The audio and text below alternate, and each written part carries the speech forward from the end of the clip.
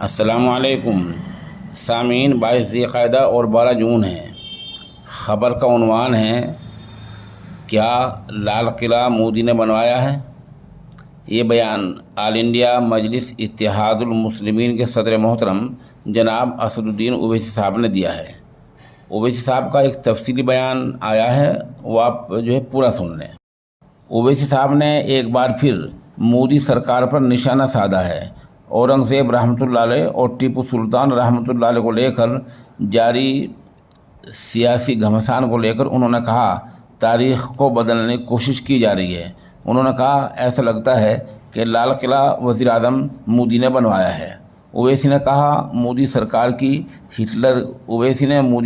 کی ہٹلر کے حکمرانی سے تقابل کرتے ہوئے کہا ہم آج 1930 کا جرمنی دیکھ رہے ہیں۔ انہوں نے کہا اسی طرح کی ہیٹ اسپیچ یہودیوں کے خلاف بھی دی جایا کرتی تھی، تب بھی کچھ ایسی ہی فلمیں بنتی تھی۔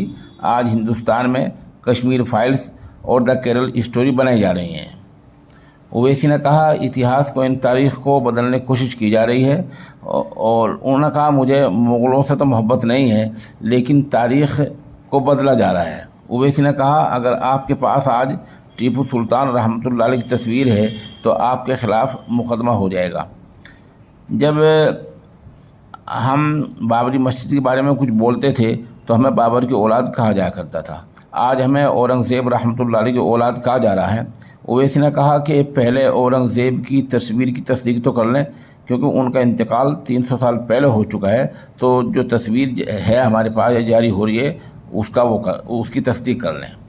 اویسی نے بی جے پی پر حملہ بولتے ہوئے کہا کہ اتراکھنڈ میں اقلیتوں کے علاقے خالی کرائے جا رہے ہیں، ان لوگوں میں ایک بی جے پی اقلیتی سیل کا لیڈر بھی ہے۔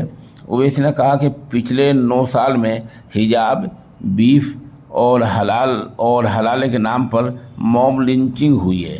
بتا دیں کہ مہاراشٹر کے کولہاپور میں جھڑپ کے بعد وہاں کے وزیر داخلہ دیویندر فڈنویس نے کہا تھا کہ اورنگزیب کے یہ بیٹے کہاں سے آئے۔